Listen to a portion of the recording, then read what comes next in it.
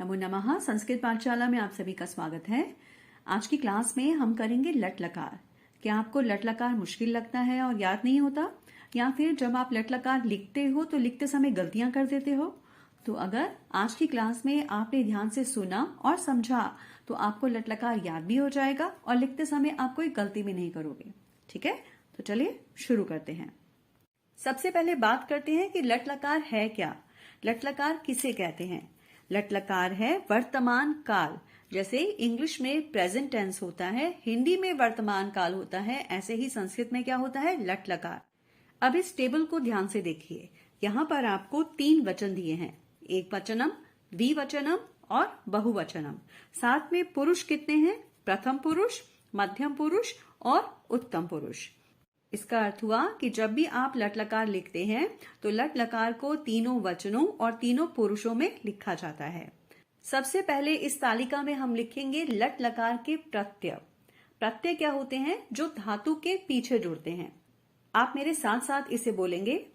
T तह अंति, सी ठह थ, आमी आवह आमह। दोबारा बोलिए।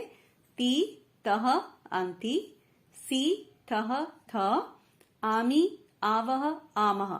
सबसे पहले आपने इस तालिका को अच्छी तरह से याद करना है। अब अगर आप इस टेबल को ध्यान से देखें तो आप क्या चीज देखेंगे? इस टेबल में कहीं पर भी बड़ी ई की मात्रा का प्रयोग नहीं किया गया। जितने भी शब्द लिखे हैं उन सभी में छोटी ई की मात्रा आई है।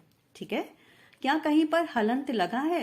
हलंत क्या होता है? ये जो पठ के नीचे ये टेढ़ी सी जो लाइन दिख रही है आपको, इसे बोलते हैं हलंत। तो क्या इस टेबल में कहीं पर हलंत लगा है? नहीं, यहाँ पर कहीं पर भी हलंत नहीं आया। तो कहीं पर भी बड़ी की मात्रा नहीं आई, कहीं पर भी हलंत नहीं आया। विसर्ग, विसर्ग कितनी जगह पर आया है? आप देखेंगे कि विसर्ग को अगर आप जोड़ें तो विसर्ग क्या बना रहा है? एल बना रहा है। एल की शेप में विसर्ग आया है। ठीक है, तो आपको सबसे पहले ये टेबल याद रखनी है। दोबारा बोलते हैं इसको एक बार। ती तह अंति, सी ठह थ, आमी आवह आमह। अब इस टेबल के साथ, इन सभी शब्दों के साथ आप जिस धातु को जोड़ेंगे उसी धातु का लट लकार बन जाएगा। मान लीजिए कि आपको पठ धातु का लट लकार लिखना है, तो आप क्या बनाएंगे? ती तह अंति क्या बनेगा? पठती, पठतः, पठन्ति। सी ठह थ, पठसी, पठतः, पठथ। आमी आवह आमह, पठामी, पठावः, पठामः। इसी तरह से चल धातु का क्या बनेगा? चलती, चलतः, चलन्ति। चलसी, चलतः, चलथ। चलामी, चलावः, चलामः। अब आप स्वयं हस धातु के रूप लिख के देखिए कैसे बनेंगे। ती तह अंति, तो हस का क्या बन जाएगा? हसती, हसतः, हसन्ति।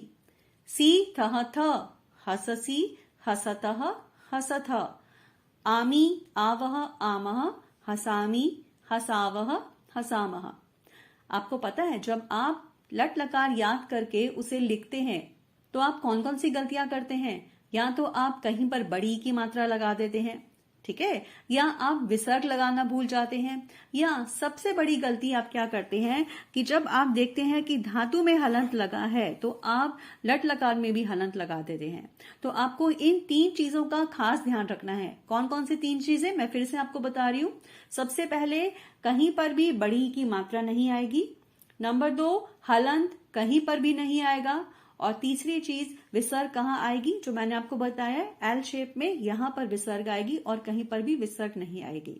तो चलिए एक बार और देख लेते हैं। अब देखते हैं दृश्य धातु का लट लकार।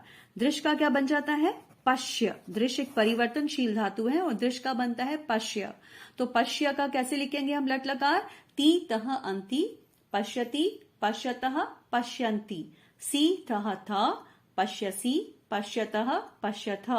आमी आवह आमः, पश्यामि, पश्यावः, पश्यामः। तो अब आप ये टेबल याद कीजिए और इस टेबल को याद करने के बाद आप स्वयं ही कौन कौन सी धातुओं के रूप लिख सकते हैं? किसी भी धातु के रूप आप लट लकार में लिख सकते हैं।